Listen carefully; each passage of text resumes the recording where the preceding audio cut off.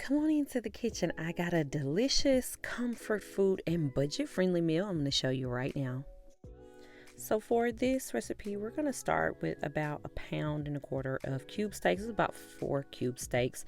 Here I'm going to show you and put in the recipe below all of the ingredients, but you'll also see me double this recipe because I am feeding a family of 8.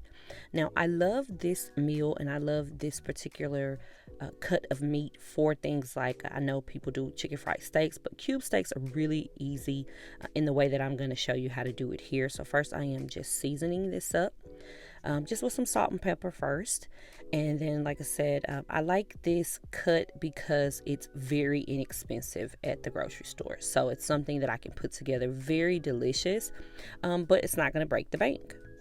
Now we're going to go ahead and season our flour here. I have some paprika, some black pepper, onion powder, and garlic powder. And I've doubled this again, but I'll put the recipes for servings of 4. But I'm going to mix this really well. Now the trick to making these inexpensive cuts of meat taste really good is to season them well and to cook them until tender.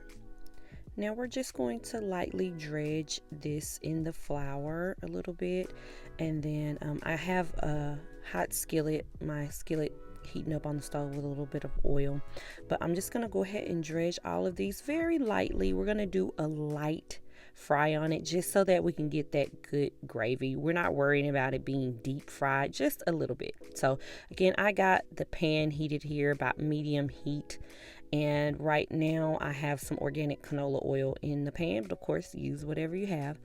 But I'm just going to fry these up a couple minutes on each side. Now the goal here is not to fry these completely. If we did it in this step, it would be a tough piece of meat, which is why I think a lot of people shy away from this particular cut of meat. We are just doing a light fry. Like I said, a couple minutes on each side. We just want to get a crust on the outside that allows these cube steaks to stay sturdy enough to get through the cooking process in the oven, which is what the next step will be after we make the gravy. So again, frying this a couple minutes on each side. I'll add the other batch and then I'll show you exactly how I create the gravy for this.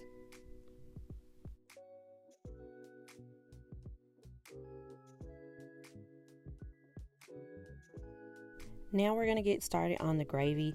I only have a little bit of oil left here, so I'm going to go ahead and add some butter. If you have more oil, you can definitely scale this to how you want. But again, I did fry more batches of those cube steaks because I have a large family. So I'm going to get my butter melted here and then get started on the gravy. Now, when I was making this, I was telling my husband, I remember just really struggling with gravy when I started cooking. I would use the gravy flour, but now I got it down to a science, and really it's just getting your oil to flour ratio right, along with your liquid. So here I'm just giving it a good little mix and allowing that butter to kind of melt into the flour, allowing it to cook a little bit because that flour taste is just not good. And then I'm gonna go ahead and get some liquid in here. Now you could use water, you could use beef broth.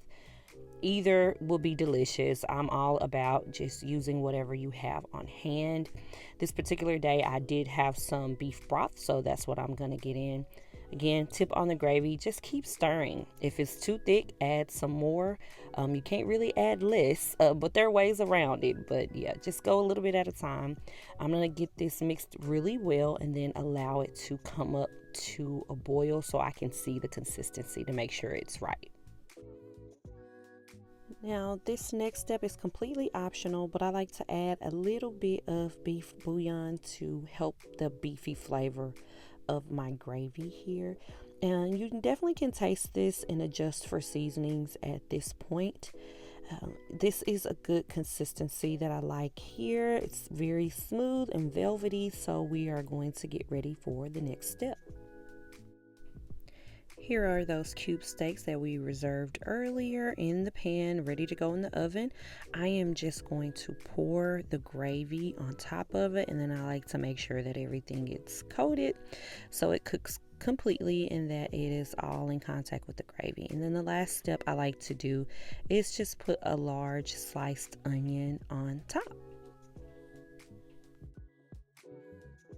All right, I'm gonna get some foil put over this and then get this in the oven and bake until tender. All right, this is done. It's been baking. Make sure you open that foil away from your face, not the way that I did. I just got a facial from the cube steaks. But this is delicious. Look how tender this meat is. I love this method because it's just a little bit of work up front and then I can kind of put it in the oven and forget about it. But these are just falling apart with the fork. This is delicious. You know I served it with some mashed potatoes and gravy. Thanks for coming into the kitchen with me today. I will see you again soon.